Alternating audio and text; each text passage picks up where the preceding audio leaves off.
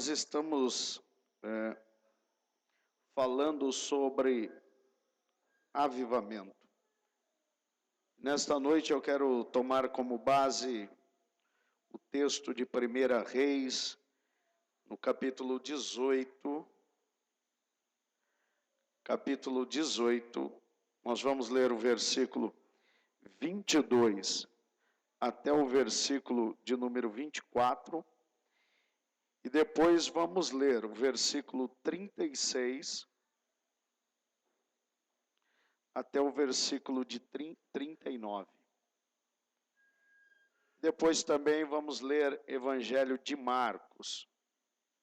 Evangelho de Marcos, capítulo de número 1.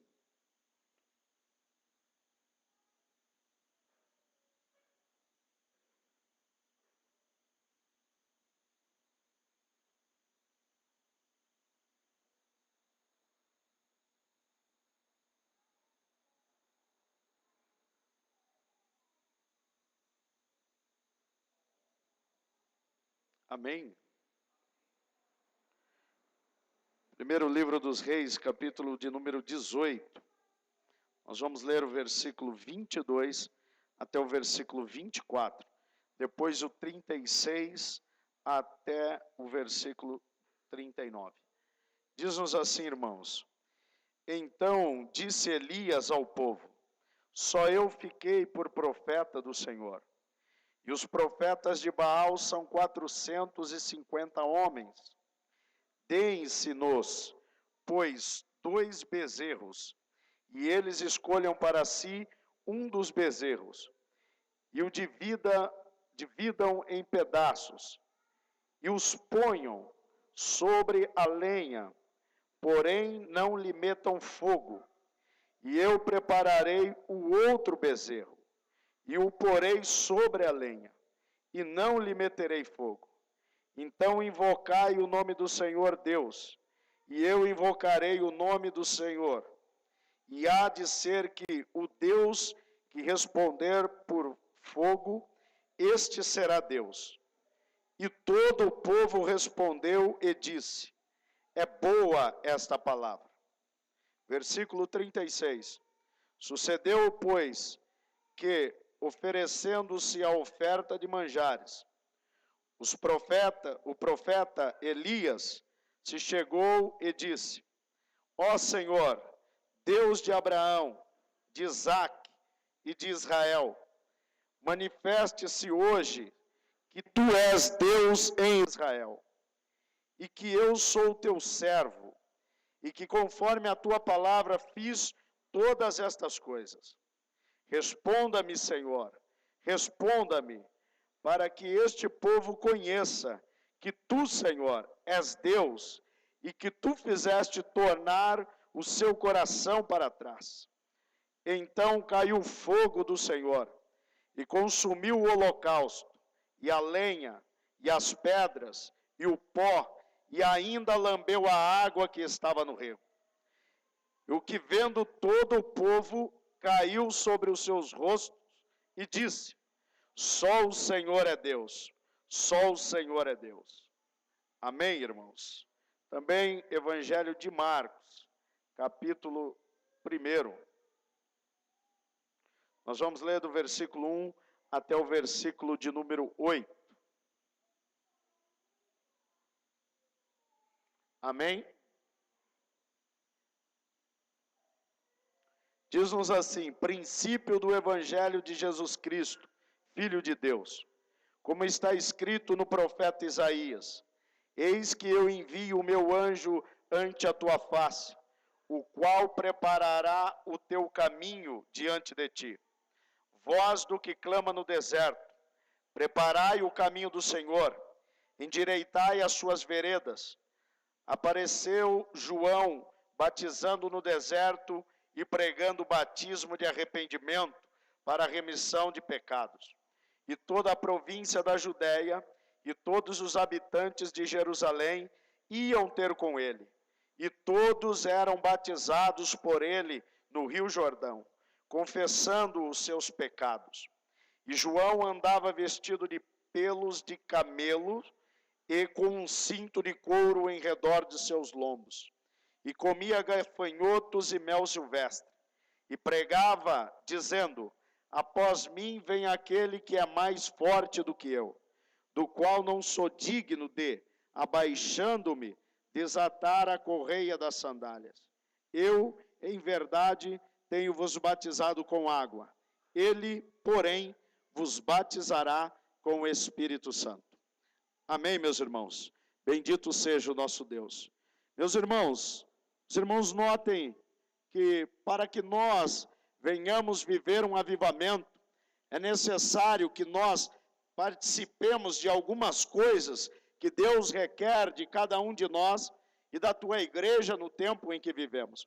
Se os irmãos olham para o texto que nós lemos, lá no primeiro livro dos Reis, os irmãos vão notar que ali estava um profeta, e aquele profeta, ele surge justamente num período de crise de Israel. E por que a crise? Porque o povo, irmãos, ele não havia deixado de adorar a Deus. Eles frequentavam, eles adoravam a Deus no sábado, eles iam para a adoração no sábado, porém, nos demais dias, eles estavam misturados com as religiões mundanas. Eles adoravam a Baal, eles adoravam a Zera, eles adoravam a Astarote, eles adoravam todos esses tipos de divindade. Mas, no sábado, eles adoravam a Deus também. Então, Deus, ele vai trazer este profeta lá dos montes de Gileade, para trazer uma mensagem para o povo. Olha, até quando cocheareis entre dois pensamentos? Está na hora de tomar uma posição na vida espiritual. Então ele vai dizer, se Baal é Deus, então vocês sirvam a Baal. Agora, se Jeová é Deus, então vocês sirvam a Jeová. Não dá para ficar servindo a Deus e a Baal ao mesmo tempo. Não dá para ter dois senhores ao mesmo tempo. Então Deus envia este profeta. E o propósito desta mensagem profética é separar os crentes de uma adoração mundana, de uma adoração falsa, de uma idolatria, de uma imoralidade, e trazer os crentes de volta para o convívio com a palavra de Deus. Então o que ele estava dizendo é, ninguém é obrigado a servir a Deus, ninguém é obrigado a frequentar os cultos, ninguém é obrigado a querer ser crente ou não. Você pode escolher a tua vida. Se nós não quisermos ser crente, então nós não precisamos estar aqui. O que ele estava dizendo é, olha, agora se você quiser ser crente, então é este o padrão de Deus. Não dá para servir a Deus e a Baal ao mesmo tempo. Então, esse é o mesmo clamor para a igreja do nosso tempo. Não dá para uma igreja servir a Deus no domingo e na semana estar dispersa com as questões da espiritualidade. Durante a semana, ela lembra que Deus existe. Então, está na hora, irmãos, da igreja voltar para este trabalho profético. Por que este trabalho profético? Porque esta voz profética deve estar dentro da igreja também. Então, Deus, ele estava enviando Elias. O Elias para causar essa divisão entre o povo, para fazer esta separação entre o povo. Então, ele vai chamar os profetas, ele vai dizer, olha, é tempo. Então vocês apresentem 2 animais para o sacrifício. Eu ficarei com um e vocês, os profetas, ficarão com outro. Então nós vamos colocar aqui os animais sobre cada um sobre o seu altar. E nós não meteremos fogo nele. Nós vamos orar e o Deus que responder com fogo, este será Deus. Então esta era a mensagem de Elias para o Antigo Testamento. Mas os irmãos olhem para as páginas do Novo Testamento. Aparece um profeta, no mesmo tipo de Elias, no mesmo caráter de Elias. E por que no mesmo caráter? Porque Elias vem em um tempo de crise. E João Batista aparece justamente no tempo de crise também. Num tempo onde Deus não falava através de um profeta literário há 400 anos. 400 anos que Deus não havia levantado um profeta literário.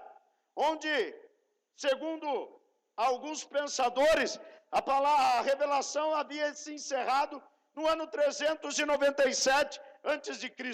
Segundo a profecia de Daniel 9:24, nas 70 semanas. Então, encerrando o período de 7 semanas, houve um silêncio da parte literária por Deus para os profetas.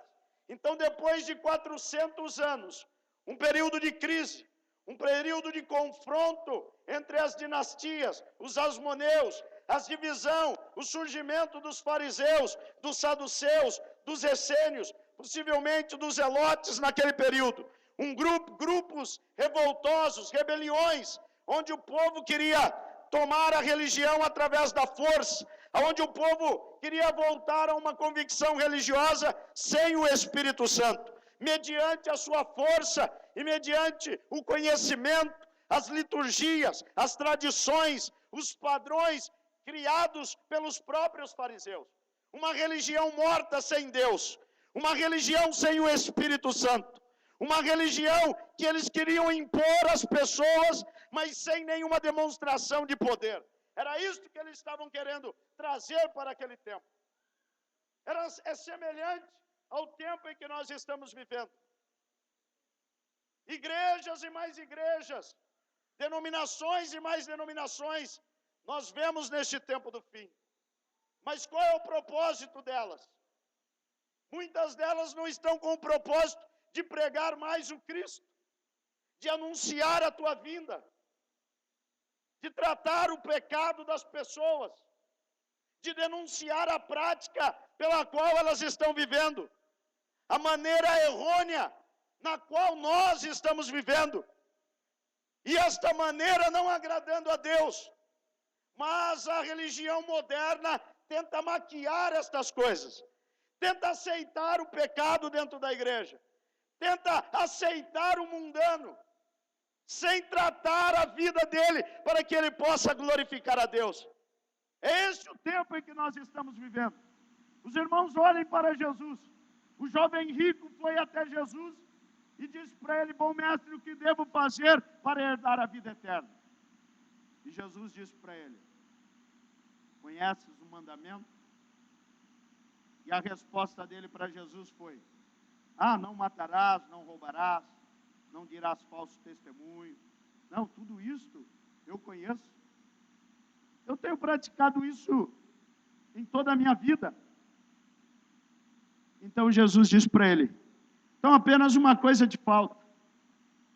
Vai e vende tudo que tem, dê aos pobres e me siga. E a Bíblia diz que ele foi embora. E eu fico pensando, irmãos, ele foi embora, mas Jesus não foi atrás dele. Você não encontra Jesus indo atrás dele. Mas na igreja moderna, meu irmão, se fosse na igreja moderna, certamente os pastores diriam: viu, mas ele tem muito dinheiro, arruma um cargo para ele aqui, mantenha ele aqui dentro da igreja, não deixe ele ir embora não, pelo amor de Deus, irmão. Põe ele de líder da mocidade, sei lá, põe ele de líder de adolescente, dá alguma coisa para ele fazer dentro da igreja. Nós não podemos perder o dinheiro dele. É isso que a igreja moderna faria. Então ela teria alguém dentro da igreja indo para o inferno.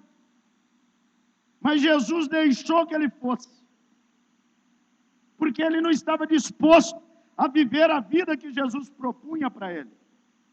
Então, se nós queremos viver um avivamento, então nós temos que tomar uma decisão daquilo que nós queremos viver verdadeiramente. Porque eu digo aos irmãos, o Evangelho, ele custa tudo para nós. É uma vida de renúncia, de abandono, onde nós temos que abrir mão das nossas convicções, dos nossos desejos, dos nossos sonhos. Mas a pregação de hoje diz que Deus vai realizar o teu sonho. Porque as pessoas hoje fazem sonhos. Mas qual é o sonho do cristão? É fazer a vontade daquele que nos chamou, meu irmão. Ele tem propósito para nós. E nós estamos aqui para cumprir o propósito dele. Então, o meu desejo é fazer a vontade de Deus. Olhe para Jesus.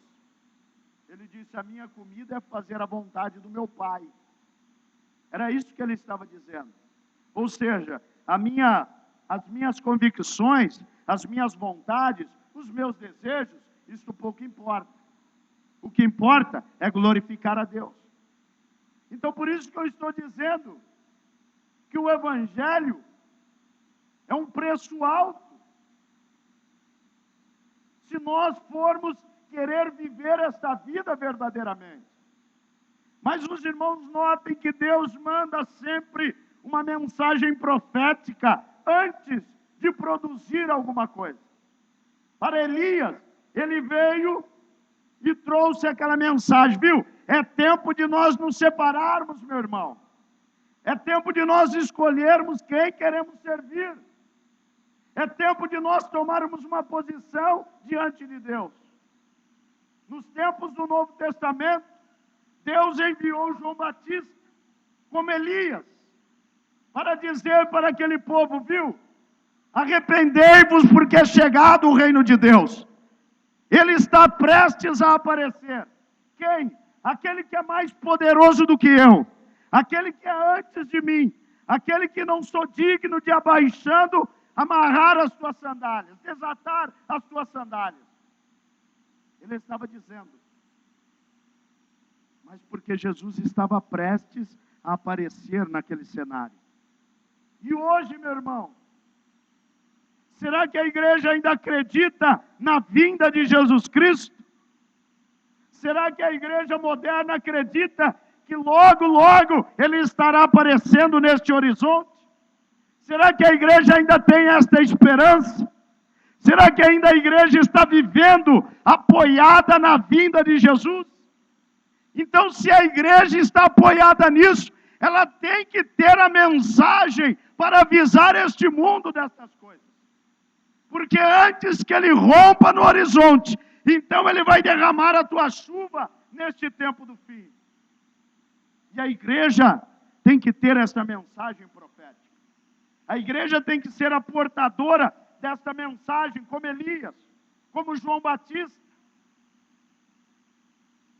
Mas o que aconteceu com a igreja hoje?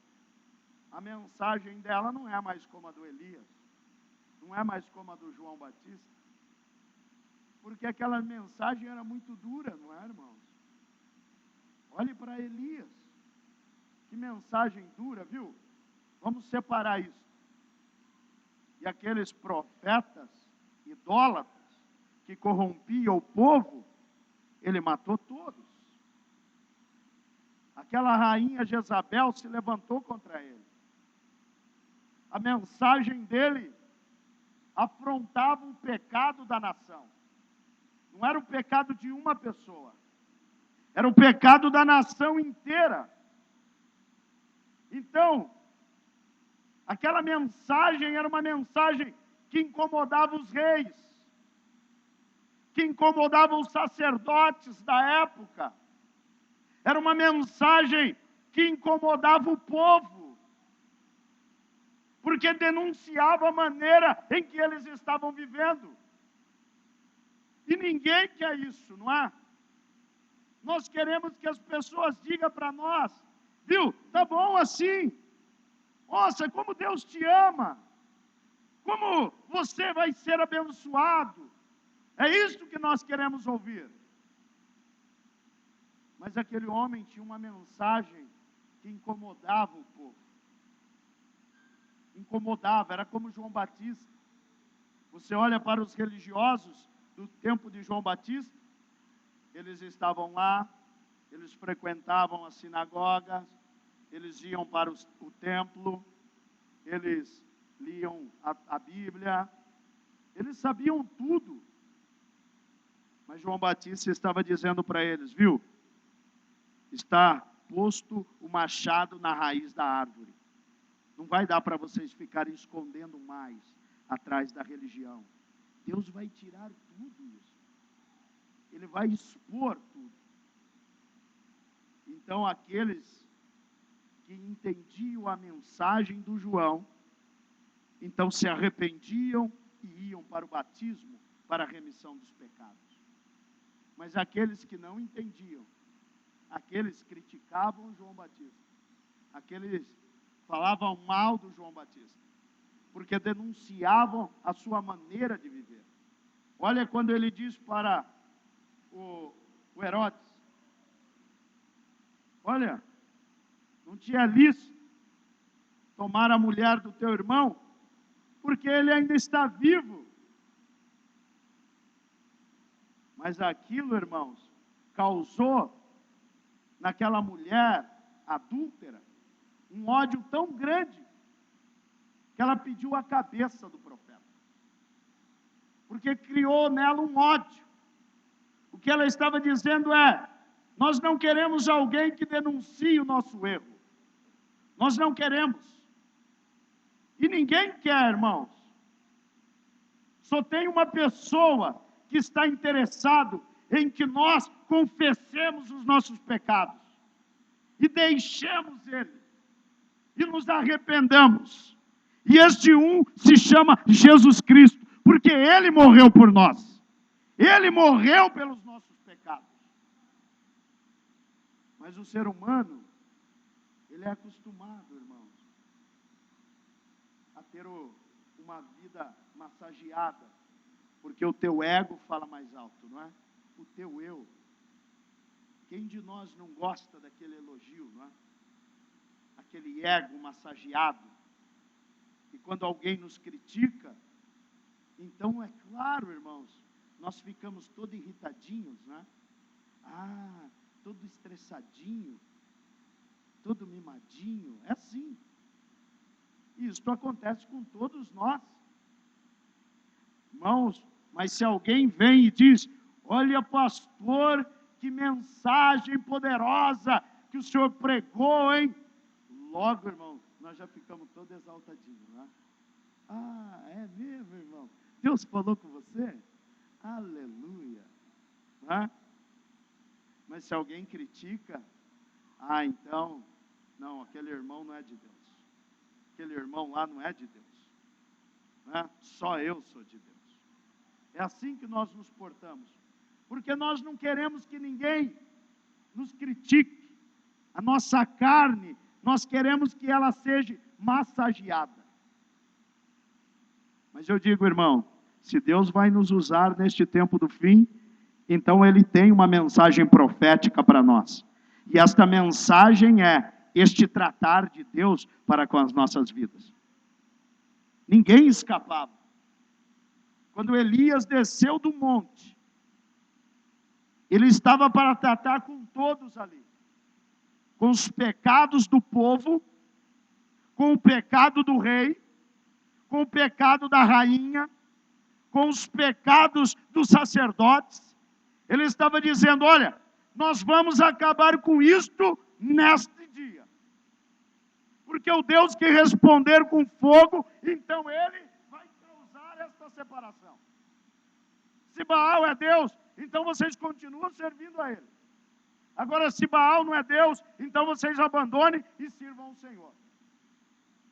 Nos tempos de João Batista, foi assim também. João Batista, ninguém escapou dele. Ele disse: olha, para o soldado, contentai com o vosso soldo. Para o coletor de impostos, ele disse: não cobre mais do que lhe é devido. Até para o rei ele disse: não te é lícito tomar a mulher do teu irmão. Mas para os religiosos ele também disse: o machado está posto na raiz da árvore.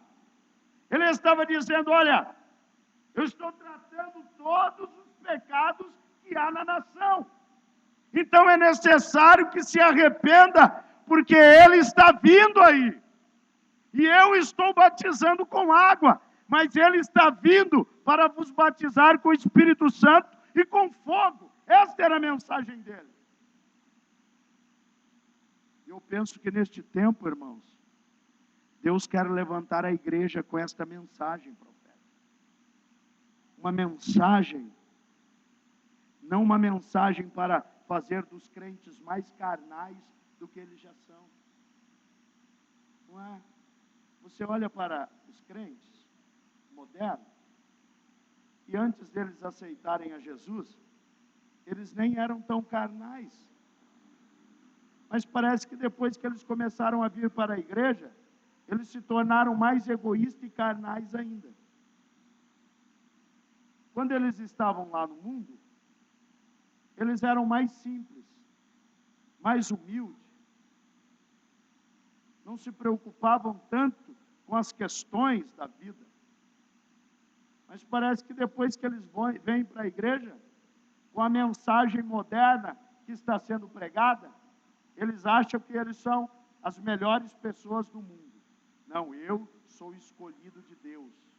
Eu sou a menina dos olhos de Deus. Olha, o melhor emprego tem que ser meu. O melhor carro tem que ser meu. A melhor casa tem que ser minha.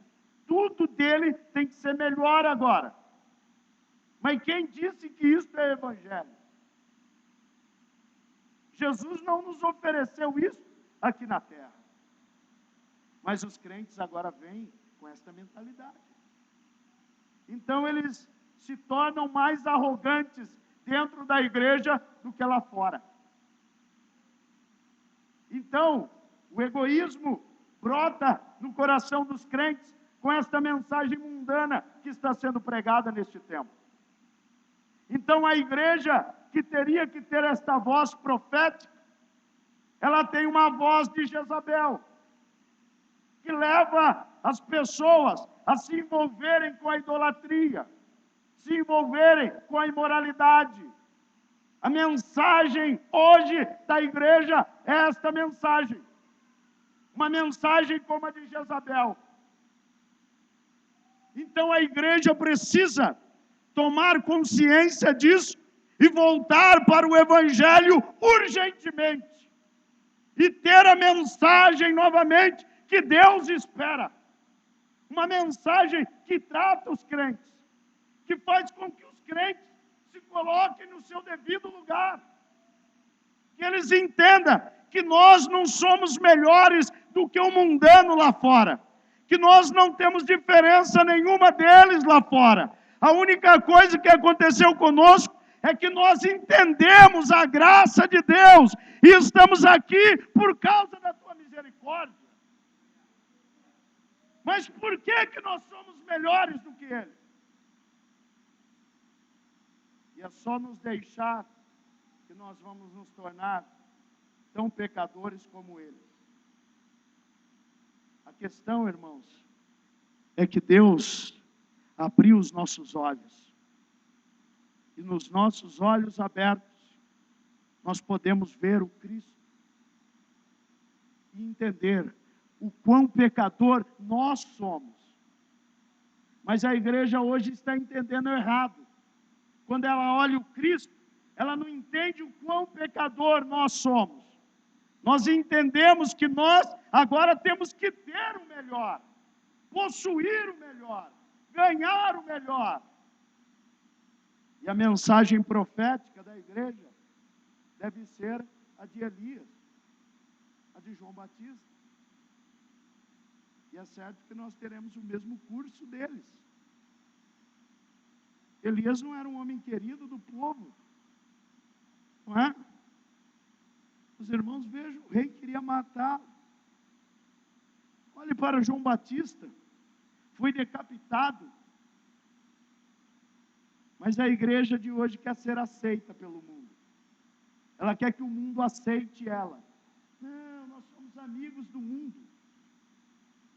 A igreja se tornou amiga do mundo hoje. Ela é amiga dos políticos, ela é amiga dos rodeios, ela é amiga das baladas gospel, ela é amiga dos arraiais gospel, ela é amiga de tudo. Tudo aquilo que é mundano hoje, ele tem na igreja também. E aí nós queremos um avivamento no meio de toda esta mistura. Aí eles dizem, nós estamos passando por um avivamento porque nós estamos cheios de jovens na igreja. Os jovens estão lá interessados na balada. Eles estão interessados no arraiar. Eles não estão interessados em Jesus Cristo. E se eles não estão interessados em Jesus Cristo, então isso não é avivamento. Isso é mundanismo. Não pode ser avivamento. O avivamento é quando Deus vem sobre o teu povo com uma terrível santidade e um poder irresistível. Isto é avivamento. Quando aquele que é pecador reconhece os teus pecados e implora o perdão de Deus. Mas quando eles veem uma multidão entrando dentro da igreja, sem mudança nenhuma de vida, eles chamam aquilo de avivamento. Eles marcam a quantidade. E pela quantidade eles dizem se é avivamento. Olha, irmão, nós estamos lá nos cultos de domingo com quase 2.000 pessoas. Isto é um avivamento. Ele é assim que eles marcam. Não há batismo com o Espírito Santo, não há transformação de vida, não há manifestação dos dons, não há cura, não há mudança de pensamento, não há conversão, e eles chamam isso de avivamento. Os irmãos, olhem para Elias. Quando Elias orou a Deus, então o fogo de Deus desceu sobre aquele altar. E aquilo chamou a atenção do povo. Então, certamente, Deus é na vida deste profeta. Então, nós vamos ouvir a mensagem dele. João Batista, ele tinha uma mensagem tão poderosa que a multidão o seguia pelo deserto. E o povo cria nele. De maneira que quando os fariseus eram interrogados, eles não diziam nada, temendo o que o povo iria fazer com eles, porque o povo cria na mensagem de João Batista. E é esta credibilidade que a igreja moderna precisa ter, irmão. A igreja, as pessoas não creem mais na mensagem da igreja. As pessoas não creem mais nos pastores, não é? O Joel estava dizendo outro dia que as duas pessoas de menor credibilidade no Brasil é, primeiro, os políticos e segundo, os pastores. Porque não há mais uma credibilidade, irmãos. Porque não há mais uma mensagem profética e não há mais uma demonstração de Deus no meio do povo. Por quê, irmãos? Nós estamos preocupados com a multidão. Nós queremos agradar. Se for para manter a pessoa dentro da igreja, nós fazemos de tudo. Nós fazemos de tudo para ela ficar. Porque é assim que eles veem um avivamento hoje. Eles olham um avivamento e não querem ver Deus. Eles querem ver uma multidão. Olha, nós estamos aqui, irmãos, com uma multidão de crentes. Então, isto é um avivamento. Mas quais são os sinais de Deus? O que Deus está fazendo? Deus está tratando o pecado? O pecador entra aqui e sai daqui arrependido dos seus pecados? As pessoas entram aqui e mudam de vida? A mente é transformada? Os lábios, as palavras que saem da sua boca é transformada? Então, se não for isso, irmão, não é avivamento. É apenas uma concentração de pessoas. É apenas uma concentração de pessoas.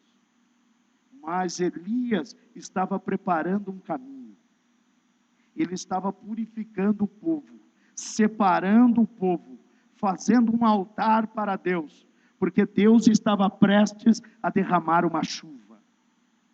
João Batista, mesma coisa, estava preparando o caminho para o Senhor, endireitando, aplanando, para que depois dele o Senhor pudesse vir e trazer, então, o teu poder do Espírito Santo. E é isto que a igreja precisa fazer. A igreja precisa voltar a demonstrar o Cristo, aplainar o caminho, anunciar a tua vinda, porque não demora para ele aparecer nestes ares, irmãos. E a igreja precisa voltar a crer nestas coisas. Paulo disse a Timóteo: Timóteo, agora só me resta receber a coroa que me dará o justo juiz. Mas não só a mim, mas todos quantos amam a sua vinda.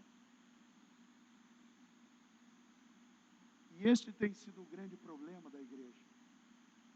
Eu fico pensando, irmãos, e parece que a igreja não crê mais que Jesus vem. Não crê mais.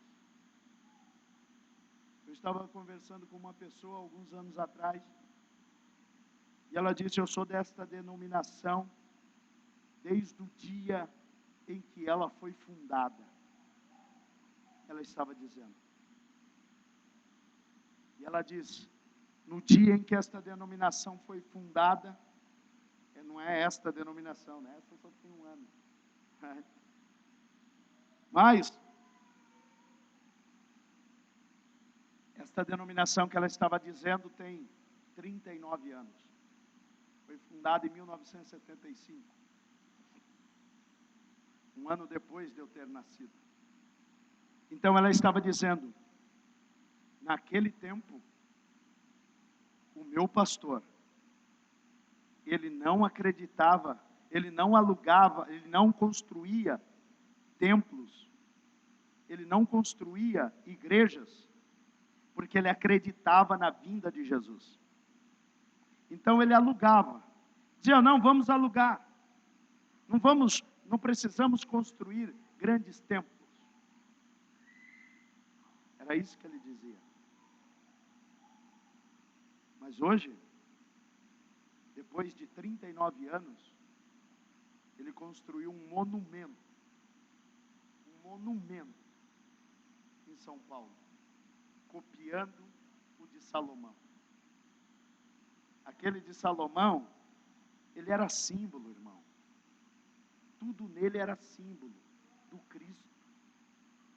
Depois que o Cristo veio, não é necessário ter mais símbolo, porque o verdadeiro já se manifestou. Então, até estas convicções foram embora agora. Até isto se perdeu. Então, hoje, há templos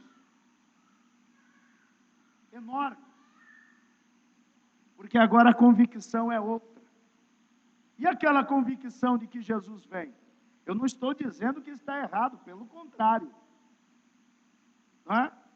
O dia que nós tivermos condições, vamos construir, não um grande templo, mas vamos construir um templo. Porque se Jesus vem, o templo fica aí, irmão. Pouco importa para nós. Mas as convicções deles já mudaram, já são outras agora. Então, eles não podem mais pregar hoje sobre a vinda de Jesus. Porque primeiro eles têm que dar uma boa vida para os seus crentes. Eles têm que dizer: você vai ter o melhor desta terra. Você vai comer o melhor nesta terra. Você vai ter o melhor carro nesta terra. Você vai ter a melhor casa nessa terra. Você vai ser dono de empresas nesta terra. Você vai ser dono de tudo nesta terra. É isso que ele vai dizer. Olha, e a pessoa fica tão apegada aos bens terrenos, que como que ela vai querer ir para o céu? Como que ela vai querer ir ao encontro de Jesus no arrebatamento? Ela não quer deixar essas coisas, irmão. Imagine uma pessoa que foi pobre a vida inteira e depois conseguiu uma coisinha, como se desprender dela? Ele não consegue. Ele não consegue. Então é isto que está acontecendo neste tempo. Uma mensagem. Eles têm o Cristo? Tem. Eles servem a Deus. Eles carregam a Bíblia. Eles leem a Bíblia. Mas o coração deles estão como aquele povo de Elias. Eles adoram a Deus no sábado, mas nos outros dias eles adoram a Baal, que é o Deus da prosperidade. Então no coração deles não cabe, é muito grande. Tem Jesus Cristo? Tem. Eles amam a Deus? Até amam. Mas eles amam o dinheiro, eles amam carros, eles amam casas, eles amam empresas, eles amam tudo, irmãos. E eles só servem a Deus porque veem no Cristo a possibilidade de ter todas essas coisas. E o que Deus procura neste tempo é alguém desprendido, que sirva a Deus por amor. Você olha para o João e olha para o Elias. Quais eram as vestes deles? Peles de camelo. Eles não tinham uma veste luxuosa, eles não tinham um belo carro, eles não tinham nada, irmão. Olha a situação do profeta, irmãos. Por causa da mensagem que ele pregou, ele foi viver na beira do riacho. E o que tinha lá na beira do riacho? Tinha tudo do bom e do melhor? Não, tinha o suficiente para ele se manter vivo. De repente Deus seca o riacho. Para onde você vai agora? E agora, o que vai acontecer? Já preparei alguém para abençoar você. E se é neste tempo moderno, eles estão de olho nos empresários, né? Quantos amigos já conversei, irmãos? Pastores dizem, irmão, lá está uma bênção, irmão. Deus salvou 3 empresários, 4 empresários. Eles estão mantendo a obra, fazendo o negócio acontecer lá. Eles sustentam a obra. Eu fico pensando, nos tempos de Elias, Deus sustentou ele com uma viúva, né? Que não tinha nada. Deus queria muito mais abençoar a vida da viúva do que a do próprio profeta.